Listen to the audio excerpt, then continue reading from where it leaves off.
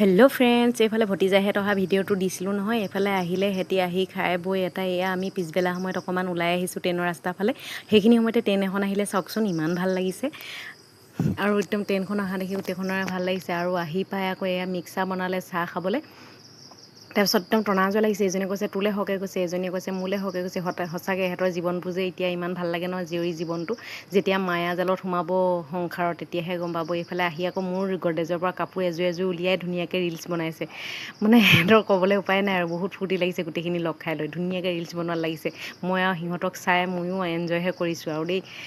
তাৰপিছত এইফালে এজনীয়ে আকৌ কাপোৰ কানি জাপিছে ৰিলচ বনাই এটাই। এইফালে মই খানা বনোৱাত বিজি হৈ গ'লোঁ। খানা চানা বনাই এটাই এয়া ভাত পানী খাই এটাই অকণমান এয়া ভাত পানী খাব লৈছোঁ আৰু খাই এটাই অকণমান বহিছোঁ।